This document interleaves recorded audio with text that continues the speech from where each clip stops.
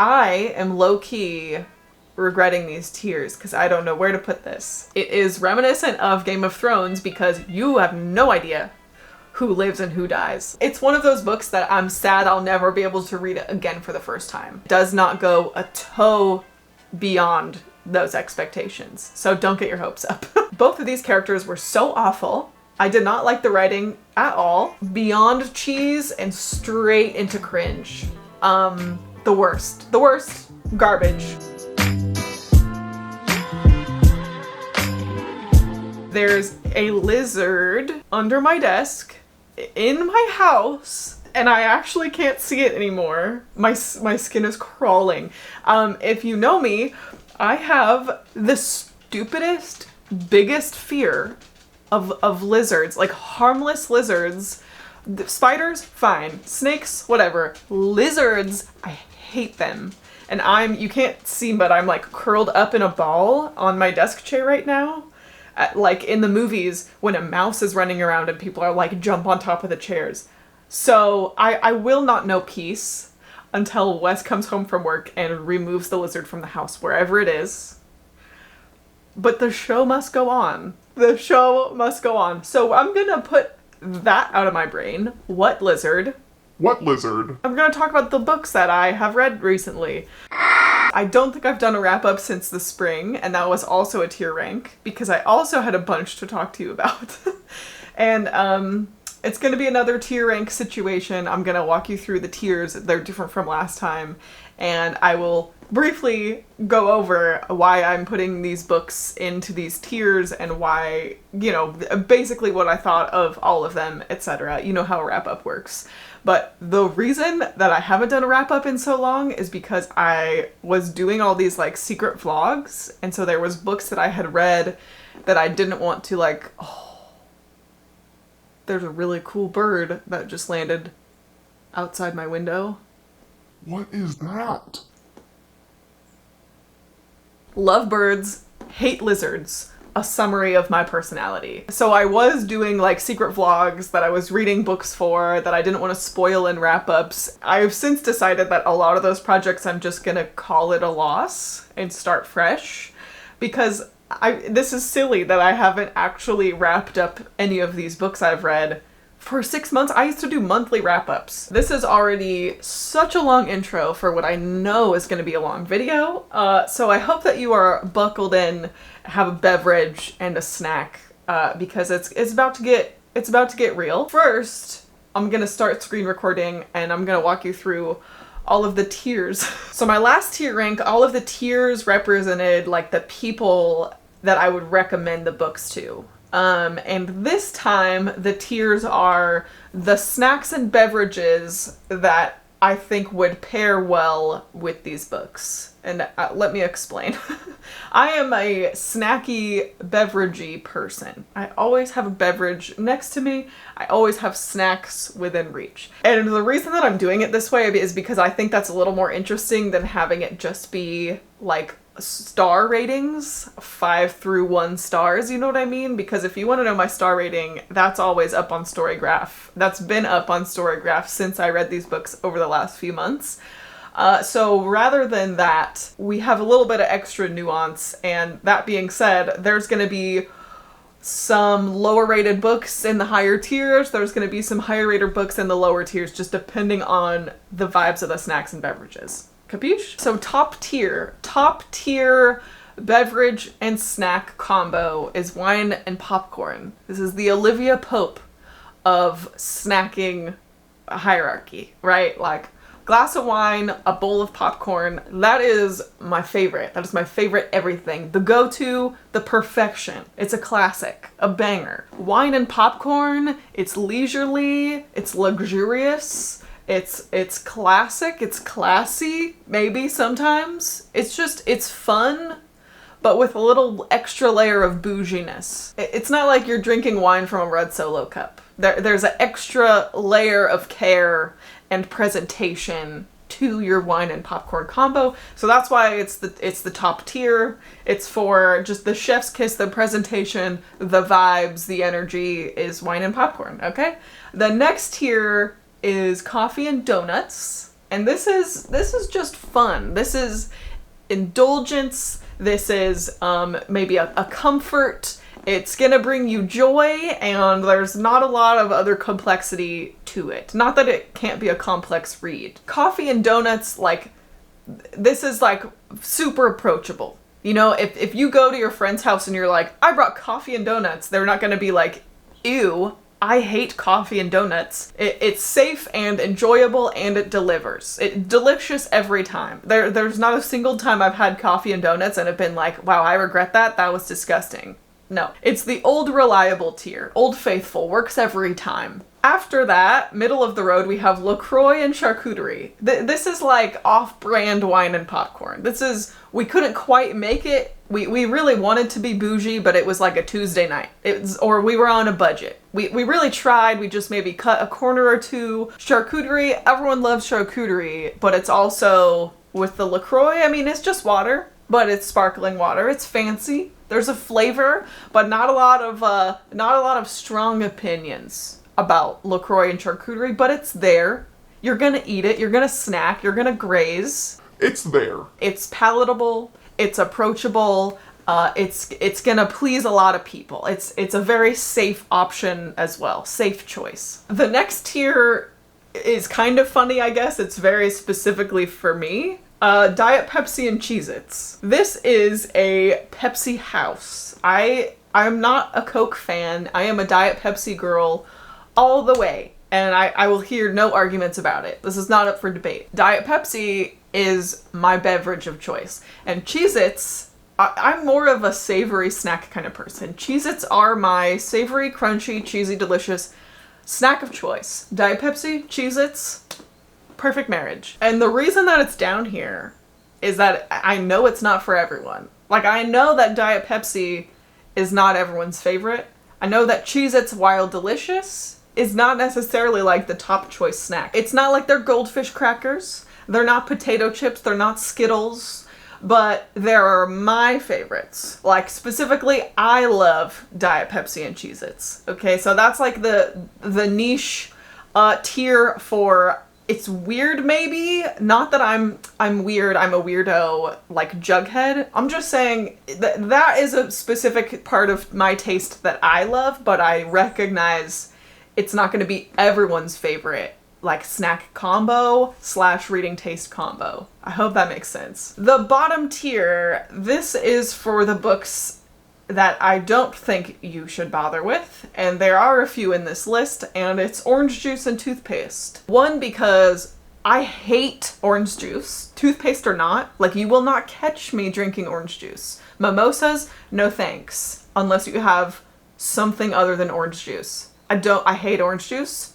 It's a long story. We don't need to get into it. Most people are gonna have a hard time with orange juice and toothpaste. That's just like a big no-no all around. So, pretty straightforward. This tier, maybe stay away. I would say stay away from orange juice and toothpaste. Well, let's start. We have been stalling for too long already. These are in no particular order. I kind of mixed them up. So some I've read more recently, some I've read like 6 months ago again. Let's see what we got. Starting with The Book of Form and Emptiness, Ruth Ozeki. I recently talked about this in my underrated reads that I never see on BookTube video, and this was a 5-star read, but I don't know where to put it because it was pretty specific.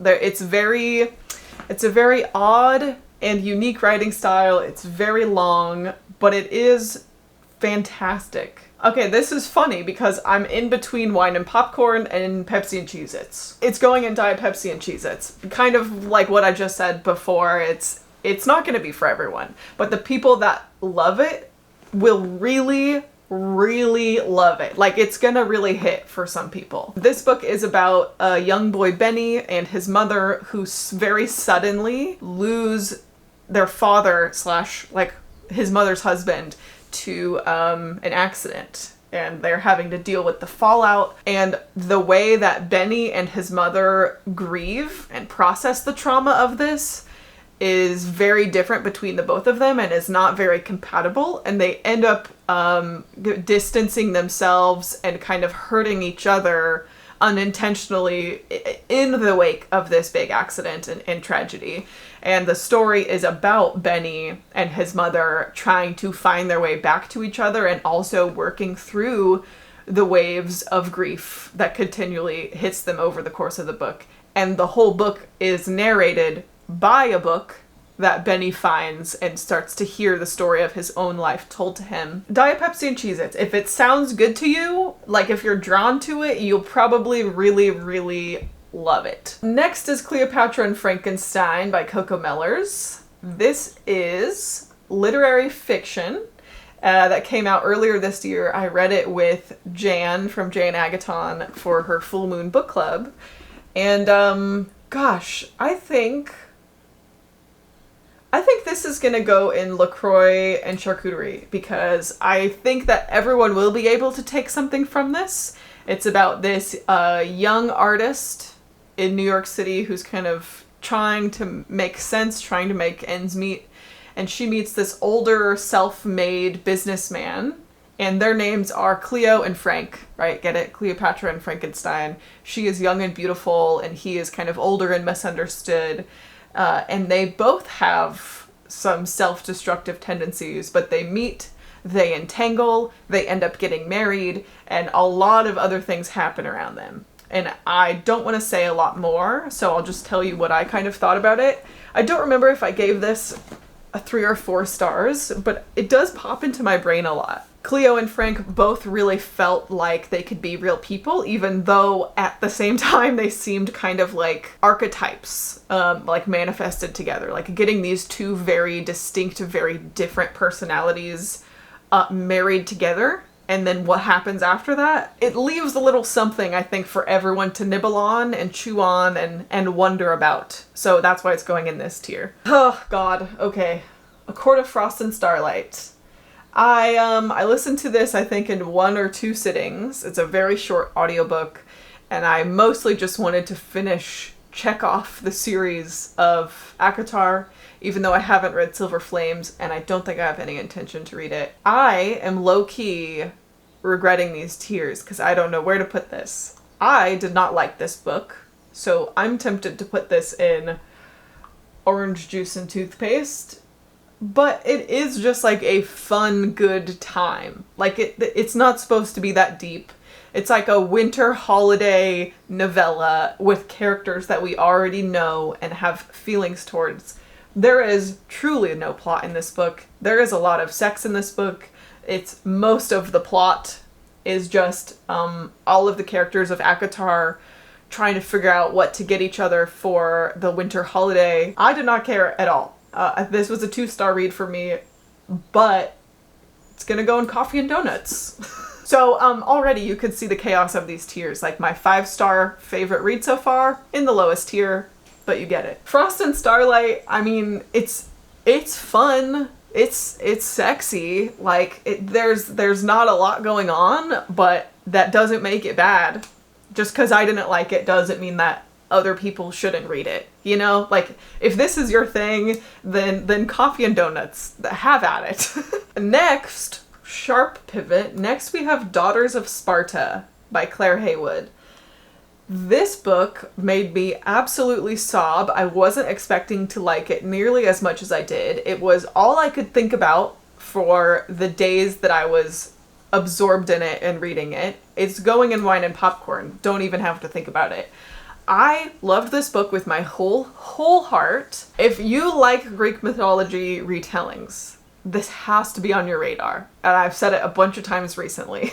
Daughters of Sparta is about Helen of Sparta and her sister Clytemnestra of Sparta, and as they grow up as kids to a decade later when they both are married off, when they both start to have families, and when the men and warriors and politics around them starts to escalate towards this conflict with Troy and the Trojans, a lot of which hinges on Helen, you know, Helen of Troy and all of that. But the beauty of this book is that we get a voice into the women that actually have so much influence into these myths and into this story that we don't really get to hear from, or I hadn't really heard their like mythological perspective from until Daughters of Sparta, and how it impacts their families and their households and their children and their lives and what their mental space is during the siege of Troy. It is wine and popcorn 100%. This is truly, truly top tier. Like, I think that most people would really enjoy this, but especially if you are a Greek mythology diehard, this will check all the boxes, I promise. The next one is Dune. Good old Dune. Yes, I did recently read this, and I do have a lot more nuanced thoughts that I am still making a vlog for, so you will get more Dune thoughts eventually. But for now, my Dune thoughts are LaCroix and charcuterie. It is objectively a classic in the sci-fi genre. It inspired decades of sci-fi writers. Does it have a lot of flaws? Yes, like a lot of flaws that I did not love.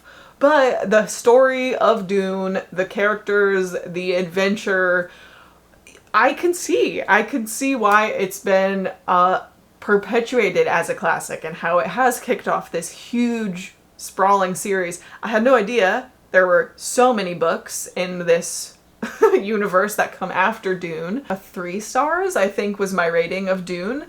I would be interested to read more in the series, but it's not going to be a priority. As of filming this, I still haven't watched the movie, like the recent movie, but I do plan to watch it and the earlier adaptation as well. I just want to know, like I want to know so I can have my footing in the sci-fi classic realm, but at the same time, like I can acknowledge that it has issues. It's impossible to ignore how it has influenced modern sci-fi. So for that reason, I think it belongs in that tier, because even just since reading it, I've picked up very tangible inspirations and influences in other sci-fi that I've read. Next is Embodied. Well, how do I explain this? It's an anthology of poetry that then each poet was also matched to like a comic artist, and that comic artist illustrated the poem in like a comic format. Hopefully, I don't know. It was interesting. It was kind of odd. I think this is gonna go in Pepsi and Cheez-Its because I don't think this will be for everyone either. I loved it. I think I gave this book 4 stars. It's a very quick read. It heavily focuses on the lived experiences of a lot of different folks that fall under the LGBTQ plus umbrella. Almost all of the artists and poets identify somewhere within that as well. There's a lot about body euphoria and struggling with identity and like coming out and expressing that identity. And so I thought it was really beautiful, start to finish, loved it. Diet Pepsi and Cheez-Its. Next we have Fun Home, which is a graphic novel style memoir by artist Alison Bechtel. I think this is also going in LaCroix and charcuterie. That or coffee and donuts. Wow, there's a fly right in my face. Do I put this in coffee and donuts? No, because I think there are things to chew on in this memoir. It does stick very vividly in my mind, and I very enjoyed the reading experience, and I think it's even blurbed as a very generous quote-unquote memoir, which I thought was so true. It's not gonna be an easy read. It's not like sweet and satisfying.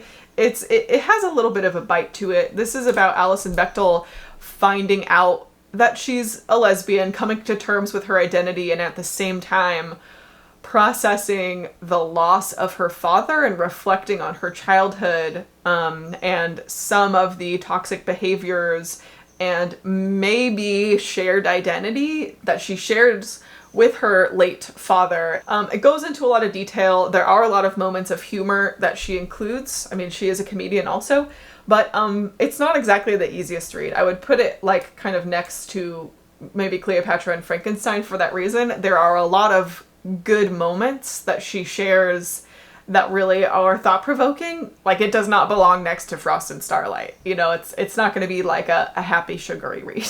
Next is Gender, a graphic guide. This goes straight into wine and popcorn, actually. I wasn't sure if I would know instantly on those, but so far it's been pretty obvious. This is, it's funny that I just had 3 graphic books in a row, but Gender is a graphic nonfiction about kind of gender expression 101 and what even is gender and what is anatomy and what is sexuality and how does feminism come into those things? How do queer folks interact with the gender spectrum? What is the gender spectrum? Like, it is so well done. You can tell the research and the personal care and attention that went into creating this book. I have already read it twice this summer. I loved it so much the first time that I ended up going through a second time and taking a little bit more time with it and kind of reflecting and unpacking on a lot of the different topics. I loved it, and I think that it's one of those books I think everyone would benefit from reading, and it deserves the care and the time to go through it. The second time that I read it, I only read a page or 2 at a time, and I would just close the book and think about it and go back in for another page or 2. It is truly stunning, and there's a few other books in a similar kind of nonfiction series, and I will absolutely be picking those up as well. Next is Get a Life, Chloe Brown by Talia Hibbert. This goes right into coffee and donuts, and not just because it's a romance, because, I don't know, this might end up being the romance tier. We will see. It really just has those good, warm, fuzzy feels. And at the same time, there is a lot of good realness, great emotions. I loved the emotional like exploration and depth of this book as far as especially a romance.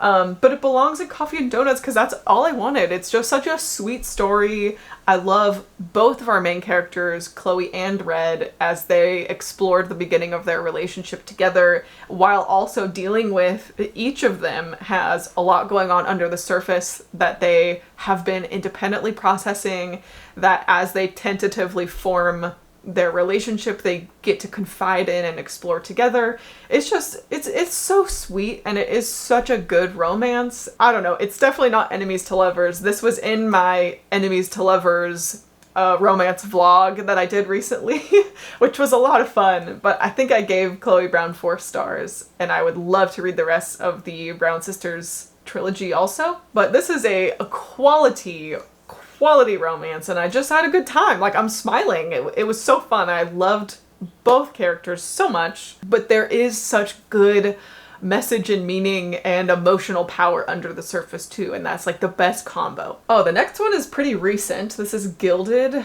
by Marissa Meyer. I was very disappointed with this book, but I didn't hate it. LaCroix and Charcuterie. It felt very bland, okay? Like, I posted on Instagram when I finished this book and said something like it was the most okayest retelling I've ever read. It's supposed to be like a Rumpelstiltskin retelling, and Marissa Meyer really nails the dark fantasy magical forest atmosphere. Like, the vibes, the imagery really rocked. Okay, I loved the setting and the energy of this book, but the plot itself, mediocre at best. The characters, I didn't really care about anyone. The course of events just, I guessed so early. Like, I know it's a retelling, but there were some kind of extra elements that were not part of the original myth, and I was just very underwhelmed. But it is the first in a duology. I don't have a great track record with duologies, but I will be finishing the series, and I hope that I like it more. It does end on quite the cliffhanger, dramatic ending, so we'll see how I feel later. But I don't know, it would be kind of a fun, good, atmospheric read for fall, I guess. But LaCroix and Charcuterie, like, it's not gonna over-deliver. It is exactly what it tries to do, which is an atmospheric young adult Rumpelstiltskin retelling, and it does not go a toe beyond those expectations, so don't get your hopes up. Next is In Deeper Waters by F.T. Lukens.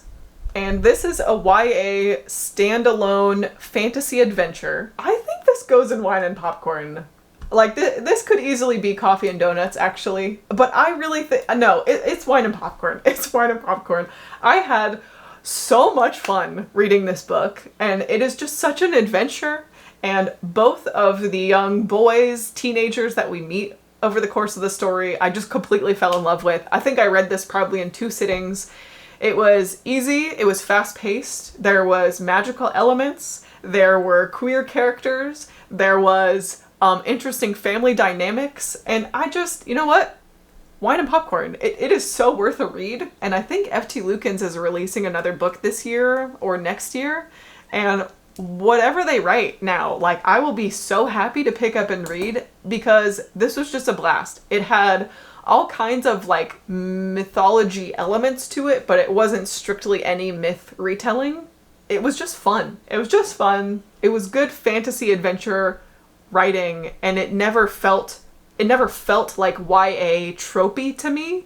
The characters were appropriately aged, like they were written as teenagers, they behaved like teenagers, but it didn't feel like, YA fantasy. And that's not a shade on YA fantasy, that's just to say that it can feel overly tropey sometimes, and this one did not. For that reason, wine and popcorn, I loved it. Next I have The Iraqi Nights by Dunya Mikhail. This is translated poetry from Arabic that we read for Found in Translation Book Club a few months ago, and I really, really loved this poetry collection. I think this is in between Pepsi and Cheez-Its and wine and popcorn. I think it's going in wine and popcorn, actually, because as opposed to being Pepsi and Cheez-Its like won't be for everyone, you know, I think that everyone could get something from the Iraqi Nights, and it's going to be different for everyone. Wow, we've been through so many retellings already, but in this, the poet Dunya Mikhail kind of reframes the myth of Scheherazade and 1001 Nights so that she is Scheherazade and kind of frames herself as the main character, if you will, but going through different moments of her life and different experiences that she's had. There is some beautiful art if you read the physical book. It is a quick read, I mean, it is poetry, but that doesn't mean that there isn't a lot to really unpack and really take to heart and think about. Oh God, okay, oh Jesus. So now we have a quick swerve into, I think, what will be our first orange juice and toothpaste book. I am not even sorry about it. It happened one summer. I do not recommend this book, and I'm shocked that I see so many people loving and raving about this book. This was also in my romance vlog, or enemies to lovers vlog. I thought that both of these characters were so awful. I did not like the writing at all. And the ending, talk about tropes, the ending was just one horrible, stupid trope after the other. The misunderstandings and poor communication across the whole book just was the worst. And the love interest could not be more bland, more toxic, more unsexy, like profoundly unattractive. And yet our main character just cannot get herself wrapped up any tighter around him. She calls the sensation of him hugging her, she calls the recharging station. Recharging station. So many times over the course of the book is she like, can I come into the recharging station? What? Ew. Ew. For like, stupid. Orange Juice and Toothpaste, I hated this stupid book. If you liked it, that's great. But why? Okay, this is really a ping pong situation because next I have Jade City, Jade Legacy, and Jade War of the Greenbone Saga, which I read. I think I read Jade City maybe earlier in the summer. Jade War and Jade Legacy I read back to back in August. All three of them collectively ruined my life, and they are going straight into wine and popcorn. And I don't even want to elaborate, but I will. I will. Okay, the Greenbone Saga single-handedly reignited my excitement and enthusiasm for fantasy, period. Like, I have been on a fantasy drought this year, and like not wanting to pick up big fantasy, not having the energy or care to get into big fantastical worlds, Jade City dropped me right in. I just didn't even hold my hand, just dropped me into the world and said, good luck. And I said, thank you so much. Because this is, like, Fonda Lee, this is genius. It's politically driven, complex, morally gray, just well done fantasy. And there is a good amount of magic, but because of all of the rules and history and politics surrounding the magical elements, it makes it so engaging and just like larger than life that the series is not about the magic. It's about how people are using the magic and who controls the magic and what the ramifications are of certain people having magic or having power or control. And the best part of this series, because I want my boyfriend to read it, I was telling him that it is reminiscent of Game of Thrones because you have no idea who lives and who dies. Like, it's proven pretty early that Fonda Lee will kill anyone she wants. So you are on the edge of your seat knowing that anyone could die. And two, everyone is morally gray. Like, everyone sucks. And also, you love everyone. Like, I was rooting for everyone to win and also hoping that none of them won. And I know that doesn't make any sense, but it does. It does, because everyone has their own ultimatums. Everyone has these secrets, their own motivations. They want themselves, they want their clan, they want their power to win. And a lot of them have very questionable means to bring about their motives. But also, like, I love all the characters, all of them. It is, like, the best fantasy series that I've read in recent memory. So that is straight at the top, and I will not be shutting up about these books for a very long time, so get used to it. Next I have Legends and Lattes by Travis Baldree. And oh boy, what a joy. This could be in Wine and Popcorn. No, I think it's gonna be in Coffee and Donuts because it literally has to be. It has to be. The whole thing is that it's high fantasy with low stakes, where this orc who has spent decades of her life parading around with an adventuring crew, you know, and fighting the battles and risking her life and seeking the treasure, but she retires to open a coffee shop and bake pastries and just have a quiet life in the town. And it's so good.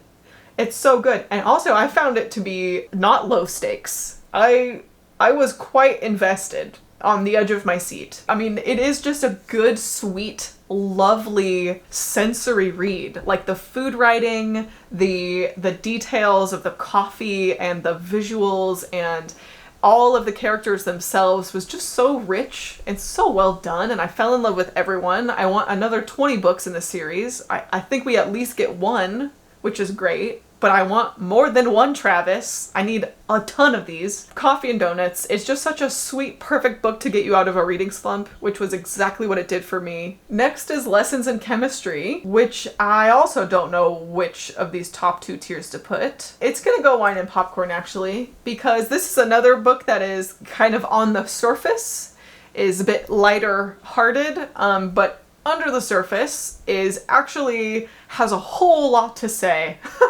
I think it's pretty damn deep pretty quick, but you're supposed to go into it thinking it's going to be just such a fun, light little beach read, kind of how beach read is called beach read. Lessons in Chemistry, you think it's going to be a romance or it's going to be like a fun chick lit kind of a book. There's so much going on. It's such a good read, and it's so geniusly, expertly done, in my opinion, that it's going to be one of the best books I read this year. I already know. This is about a chemist, Elizabeth Zott, in the 60s, where not a lot of women are chemists. So she faces just like so much disgusting discrimination from the males in her field that don't take her seriously, that undermine her, that don't actually give her the opportunities to do her research, to use her qualifications, even though she's constantly helping and holding the hands of the mediocre male chemists around her. But we do get a sense of her relationships, and there are a ton of different, very layered and complex and gorgeous interpersonal relationships that she has with other people, from colleagues to loved ones to friends. And the way that she just holds herself and goes about life is in itself just worth the read. Like, Elizabeth Zott just filled me with joy and hope and inspiration in like the silliest way. I know that's a cliche, but I love her, and I loved this book. The fun twist of this book, I mean, it's not a twist, and this isn't a synopsis. Twist meaning like, I've never read a book like this before, is that Elizabeth, a professionally trained chemist, somehow ends up as like the host of a daytime TV show, kind of aimed at housewives to help them cook dinner. But instead of pandering as the TV producers want her to do, pandering to the housewives of the US, she ends up delivering a very no-nonsense, chemistry-driven way to cook like healthy, hearty meals for American families. And it just takes off. It becomes this, viral before viral was a thing. Everyone knows about this cooking show. Everyone knows Elizabeth Zott's name. Again, a stunning, stunning read.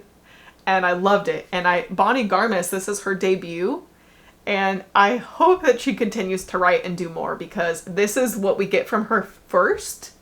Like, how on earth is this writer's debut? I can't wait for everything else that she hopefully publishes. Next, I have The Memory Librarian by Janelle Monáe. This is a collection of short stories. I think there's maybe 6 in here that are all like sci-fi short stories that ties into Janelle Monáe's music album Dirty Computer. And it was really fun to kind of find the similarities and the common themes and threads between them.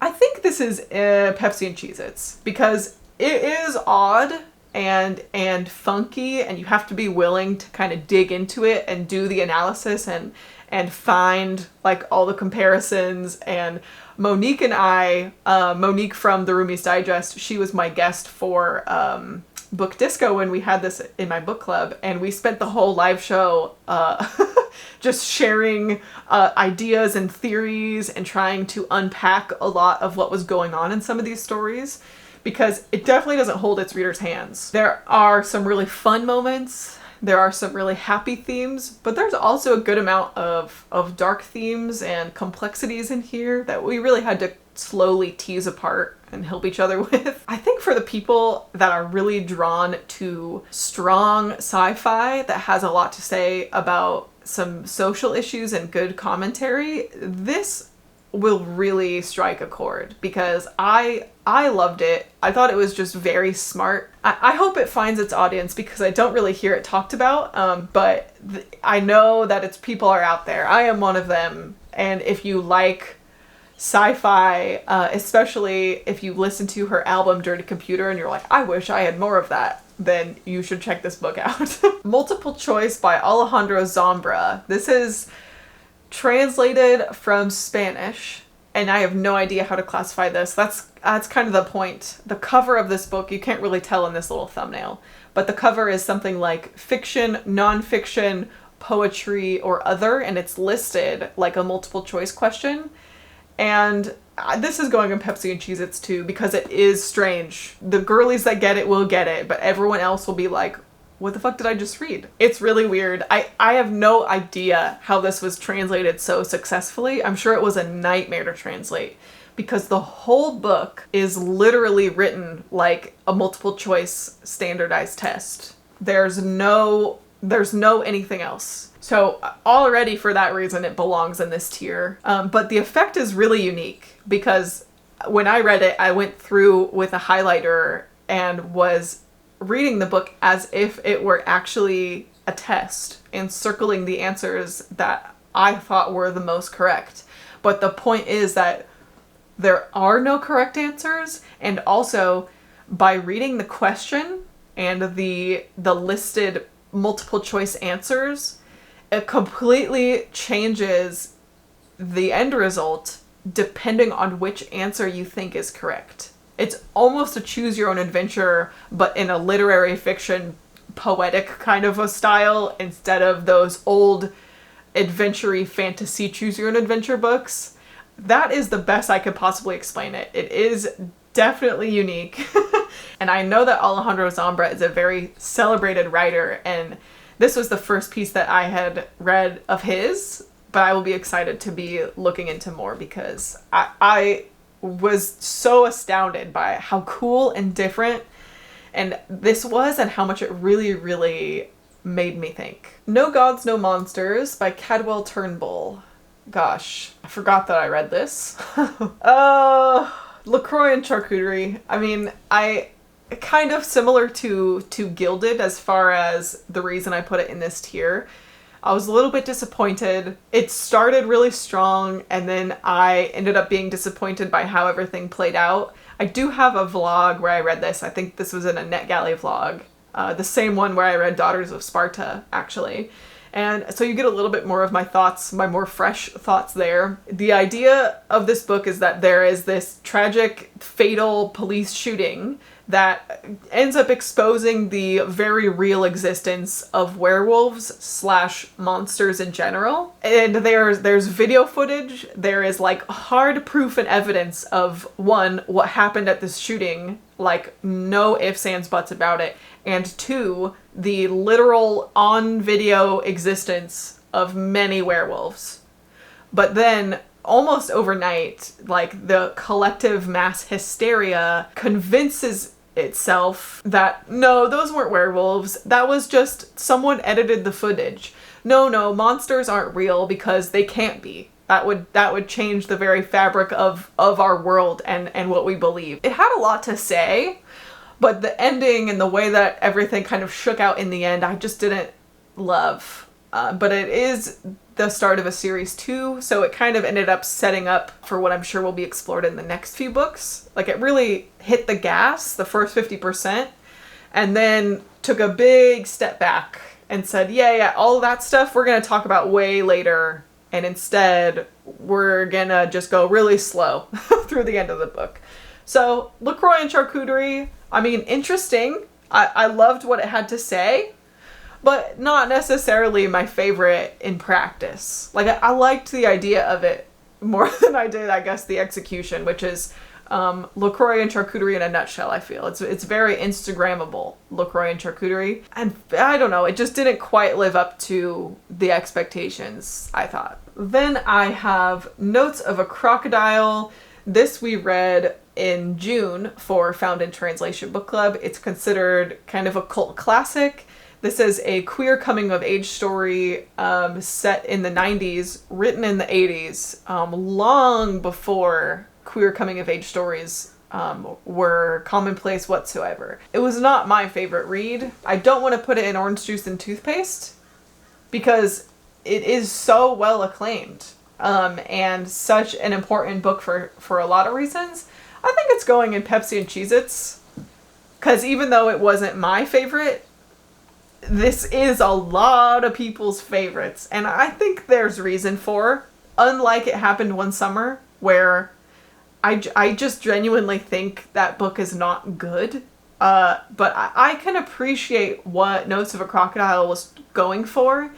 It's just that the protagonist was very unlikable, and I don't mind an unlikable protagonist, but I thought that the actions and events that she encountered in her life, I just did not love the reactions that she had to them, and I didn't find it particularly believable or interesting for that matter. I was bored and I didn't really like the characters, so for me, meh. Other people, I am sure, would really, really connect and love this book, as they have been doing for literal decades. Olga Dies Dreaming by Xochitl Gonzalez. Gosh, this feels like I read this so long ago, too. I mean, it's definitely not an easy, sweet read, so probably LaCroix and Charcuterie. This follows two Puerto Rican siblings who are living in New York City, and their estranged relationship with their mother and each other, as Hurricane Maria is like having devastating results on Puerto Rico in 2017. There's a lot to unpack. There's a lot that's going on. There's so many complicated and heavy family dynamics and other events that go on. It is worth a read. There were problems that I had with the book and with the main character and some of the other events of the story, but the power and the impact that it has places it solidly in this tier. I think I gave this 4 stars. Like it is very powerful. The writing is very beautiful. The characters really leap off the page. It's not a book that is going to be like a comfort read. I don't know. I'll be interested to see what else this author comes up with, because in a lot of ways it did feel like a debut. Next, Opal and Nev. Oh my gosh, I don't think I've yet talked about reading this book on my channel, so this is fun. This is going to go on Coffee and Donuts because it was so fast. It was so just absorbing, and I was just so fully in it the whole time. This is another historical fiction in the music industry, similar to Daisy Jones and the Six, but better. It's also told in the same style as Daisy Jones, where it's like fully interview style, and the audiobook also has a full cast, which I loved. Strongly recommend the audiobook experience. Something about that style, especially on audio, is that you just feel like everyone is so real and so vivid.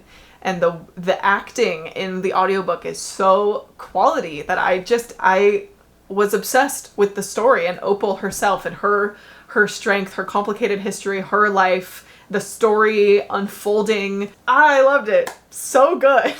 I don't have a lot of profound thoughts to say about it, except that if you liked Daisy Jones, you have no reason not to read Opal and Nev. Because I like literally think it was better. There are so many interesting, complex, layered messages about the history of the music industry, especially where race is concerned. A big piece of the story concerns a riot that happened during, not like a festival, but kind of a showcase for a bunch of bands at the same label, and a black man and musician died at this riot. And Opal and Nev and so many of the other characters in this book each tell the story of that riot and what happened and the fallout and their perspective and their understandings. And it's such a special book. I can't believe that I haven't heard more about this book since it came out. I think when it came out, it was a book of the month pick. I saw it a lot, and now I haven't seen it as much, but it really deserves the hype. Coffee and Donuts, because it just really swept me away. I loved the reading experience, from the audiobook to the interviews to the characters and the complexities of the characters and their relationships. Fantastic, fantastic. Loved it so much. Next is Outlawed by Anna North. Also recently talked about this in my underrated books video. This also goes in Coffee and Donuts because this does exactly what it wants to do. It wants to tell kind of an exciting, adventurous Western tale about a band of outlaws just wreaking havoc on the world around them to survive, but from the point of view of women and non-binary characters in almost like a post-apocalyptic world, rather than the historic Wild West.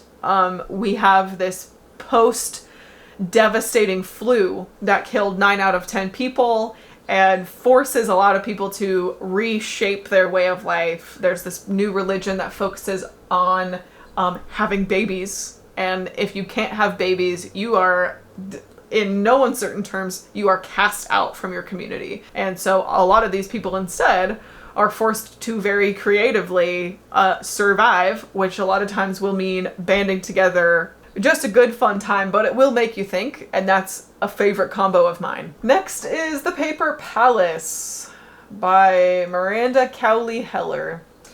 This goes in Orange Juice and Toothpaste. I hated this book. This might sound dramatic. I almost think this is dangerous because it's pitched as like a women's chick lit literary fiction summary beach read when it is really, really dark. And I didn't even like where the story went. The trope of this book is that the current timeline takes place in 24 hours, but if you totaled up all of the pages of the present current timeline, it would be like maybe a quarter, probably less, of the total book. Most of the book is flashbacks of the main character's life and childhood, and it's horrifying and almost gratuitous, and I refuse to recommend this book, and I think it's irresponsible to be recommending or talking about this book without acknowledging the trigger warnings. Heavy trigger warnings for sexual assault and rape, and molestation from a family member. The end result of this book was not worth the experience of reading it. I wish that I hadn't read this book.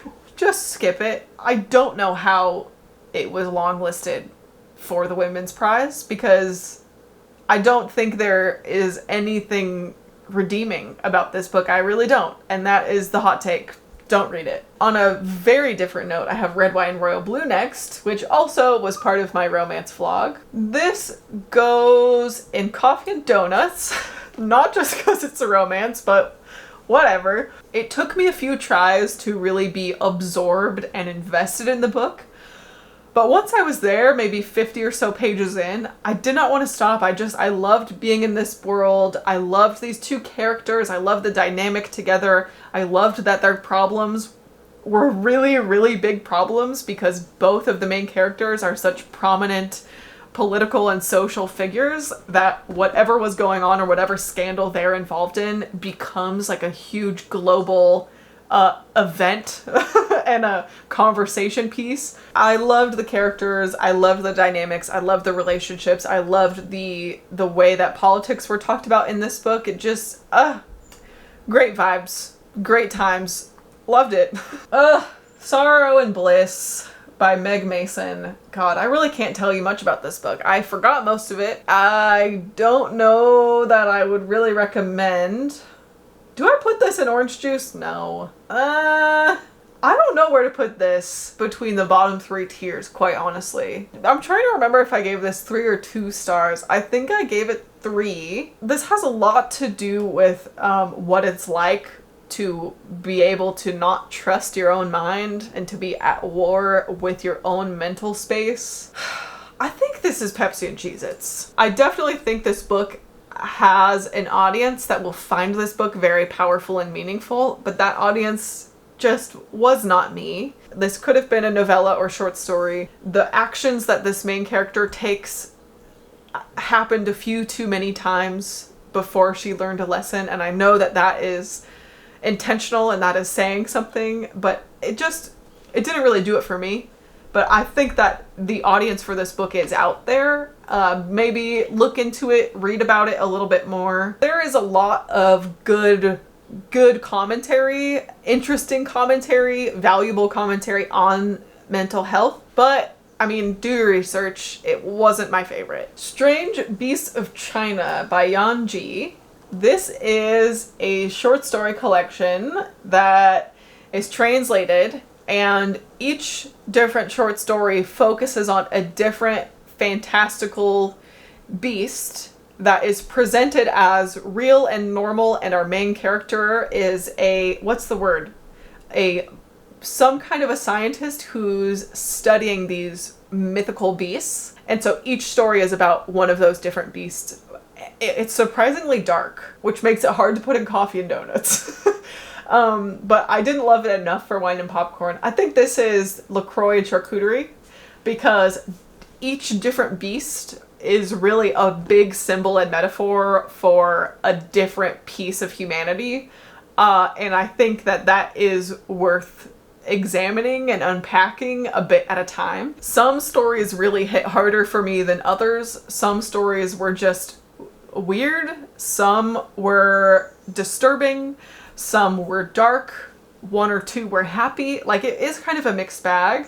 And we all had different thoughts about it in our book club. This is for Found in Translation also. But I do think that different folks will find different value in this. And there is a lot of interesting things that go on in this book. I thought it was a very interesting read. I do find myself reflecting on it from time to time, so I think it belongs here. It's not anything in particular to like really rave about or write home about, but it is like worth your time if you feel like, oh, I want a good, odd fantasy short story collection that has some more like real world commentary. I think it's a good one. The Bread the Devil Need. Gosh, this was another one that I read for the Women's Prize. If you haven't picked up on it, I was gonna do a Women's Prize for Fiction vlog this year, and I just read too many of them that just exhausted me, and I had to just call it. Like, I couldn't do it. This is actually going in orange juice, not because I think the book was bad, but I cannot, in good faith, recommend this book at all. It's extremely graphic and extremely hard to read, and I will not recommend this book. Do I understand why it was on the short list? Yes. Do I understand how it's seen as like an art piece and the trauma and violence that it explores and unpacks very vividly on page? I understand. Can I recommend it? No. It's weird because I actually profoundly regret reading this book, and that's an experience I've never really had before. If I could delete this book from my mind, I would. This book haunts me, and I hate that I read it, but I read it. And I can't recommend that you do, but if you do, go in fully aware of what you're going into, because I wish that I would have skipped it. So that is your warning of that one. Then I have the Charm Offensive, which is, wow, what a different vibe. This is really a whiplash effect here. And this could easily go in coffee and donuts, but I'm actually going to put it all the way in wine and popcorn, because this is maybe the best romance I read this year so far, where it has such good, deep explorations of mental health, different explorations of queerness and identity coming into one's own exploration of identity and what it could be, what it might be, but also just like on the surface level of the plot. I love all of the tropes that it has, from the secret dating to the reality TV show plot, where our main character is the lead in a show that's basically The Bachelor. I love that plot. I eat it up every single time. And both of the characters, Charlie and Dev, I fell in love with each of them. And it has such good mental health rep. It has such good anxiety rep. It has fantastic ace rep. I want to reread this book. Alison Cochrane has a sapphic novel coming out in November, I think. That's like a holiday romance. And that might be the only holiday romance I read this year, because I am obsessed. Any romance that she wants to write, I will be there. I loved it. Top tier wine and popcorn. It's one of those books that I'm sad I'll never be able to read it again for the first time. That's how good it is. The Friend by Sigrid Nunez. Gosh, I ended up really enjoying this book. I think I gave this 4 stars, but it is very sad. It focuses a lot on grief. This woman loses her human best friend and then somehow ends up caring for his Great Dane, even though she doesn't like dogs. Where do I put this? This could be wine and popcorn. I mean, okay, how does it feel? How does it feel there? It's not quite right. It's not quite right. I think this is gonna be in LaCroix charcuterie, because no, that's not right either. That's not right either. I really loved it. Okay, it's Pepsi and Cheez-Its. I really loved it, but it's not gonna be for everyone. The writing style is very stream of consciousness. The subject matter is a little bit touchy. There's a lot about grief. There's a lot about losing a friend, being unable to explain how you feel. This woman's mental state is kind of in and out. It became a very special book, a very good read for me. But I know that it's not going to be necessarily everyone's favorite. So that feels right, even though for me, it might be wine and popcorn tier, but I think it's a little bit more nuanced than that. I don't think I want a blanket statement say top tier. Is it that deep? No. Like, I'm way overthinking this silly little tier rank, but that's kind of the point. But that's what tier ranks really are. Okay, the hating game, though, this was a 5-star romance for me. I know that it's hyped. Okay, I know, but it still goes in Coffee and Donuts. This, I think it's appropriately hyped. I said it in my vlog. I'm saying it again. I get the love for the hating game. The movie was like very mediocre, but the novel, I really liked it. This was some proper juicy enemies to lovers action, and I loved the Office hate to love romance. I loved the characters. I loved the shenanigans and the pranks they play on each other. I thought it was fantastic. Coffee and Donuts, it was just a fun, good, warm fuzzies, feel good time.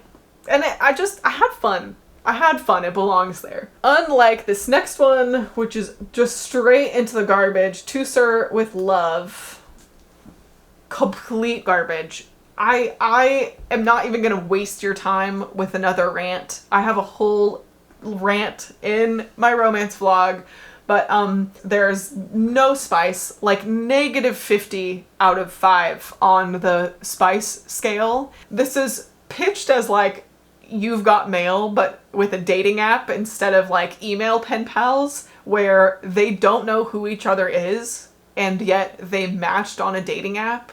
So you can imagine, much like Tom Hanks and Meg Ryan, they have this online relationship with each other, but in real life, they don't like each other. And it's similar, but so bad. It's so bad that it's the cheesiest, worst romance I've ever read. And I usually don't mind a little cheese, okay? I mean, there's like so much cheese alone on this list and the tiers themselves. But it was beyond cheese and straight into cringe. The worst. The worst.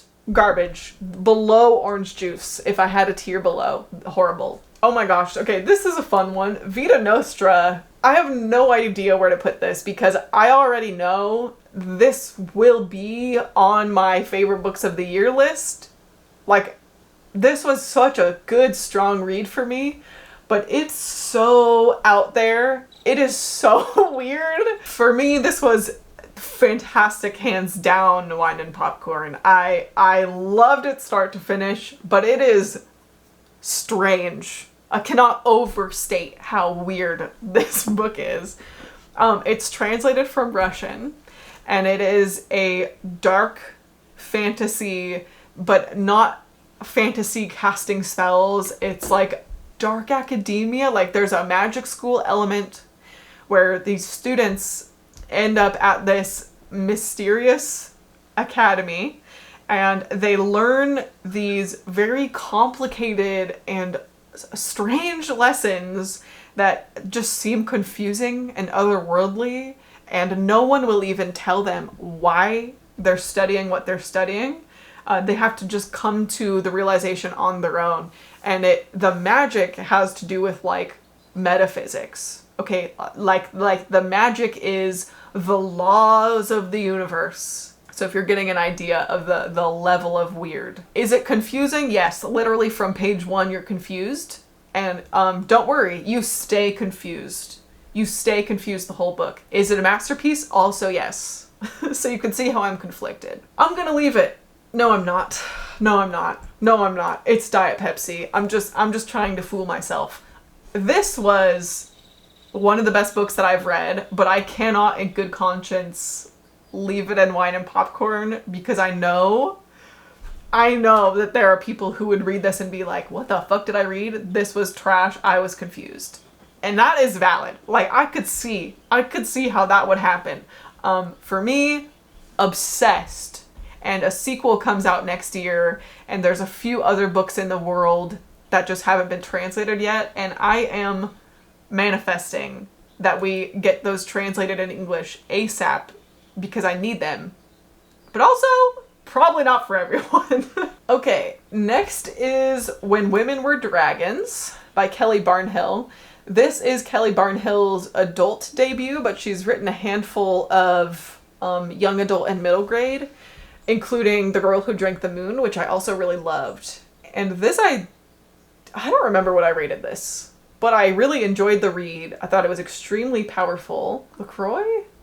No, not quite right. I think this is Coffee and Donuts. I could probably move it up to top tier, but this feels good to me. When Women Were Dragons is kind of historical and kind of fantasy, where it's just taken as fact that sometimes women will spontaneously turn into a literal dragon. And in the 60s, 50s, sometime in the mid 20th century, like hundreds of thousands of women across the world on the same day spontaneously turned into a dragon and flew away, and it becomes this massive taboo to ever speak of it.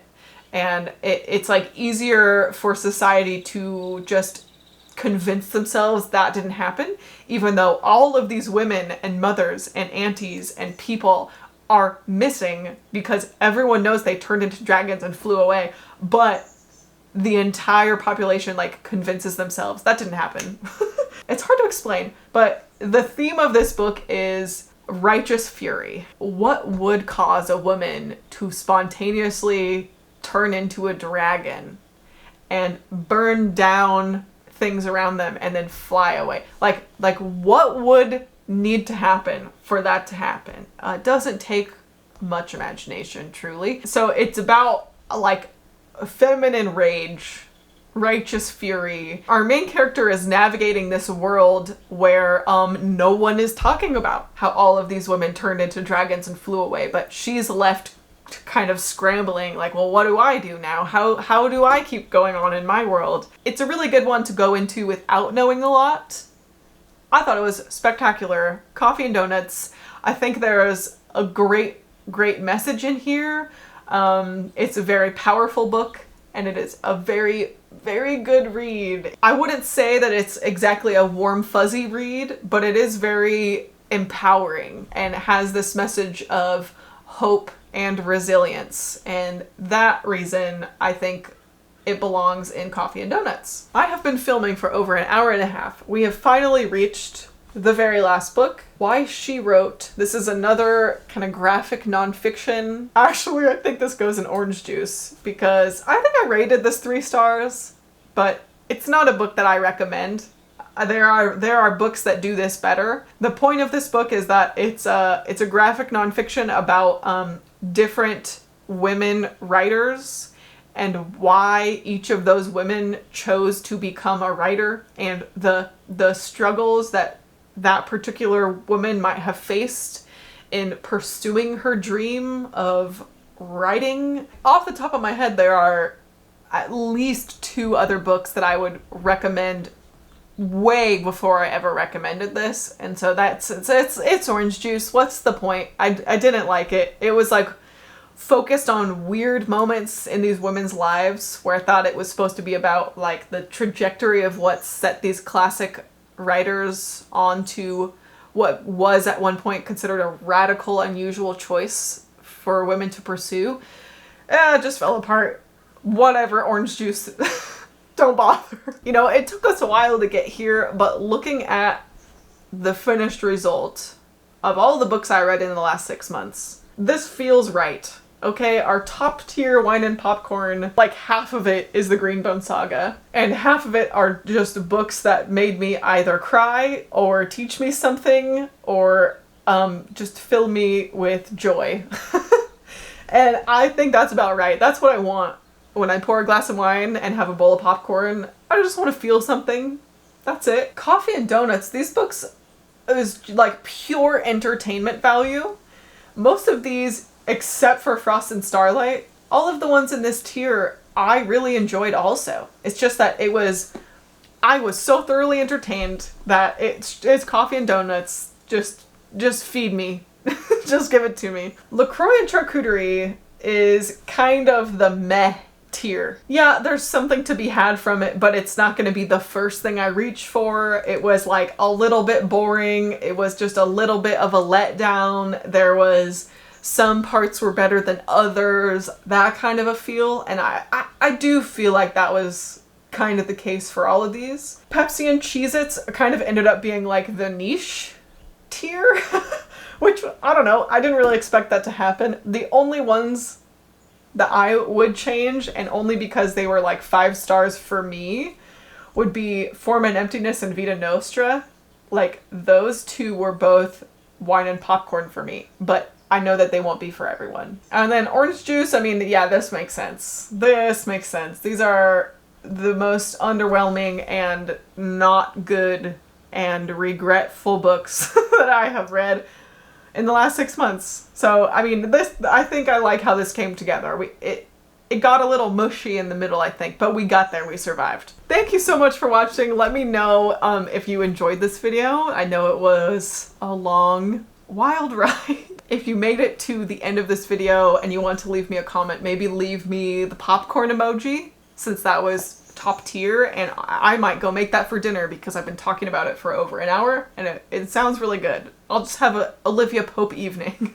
I really hope to be back to regular wrap-ups because there's so many of these that I would like to go way more in depth on, but I just can't do it in a video where I talk about like 30 books. But my normal wrap-up is like maybe 6 to 10 in a month is probably the average for me, and that's a lot easier to really sink into and dive into my rambly little normal wrap-ups. So I do hope to get back to that. I really appreciate you hanging out with me. It means the world to me. If you want to hang out with me elsewhere, you can follow me on Instagram at Noelle7pages.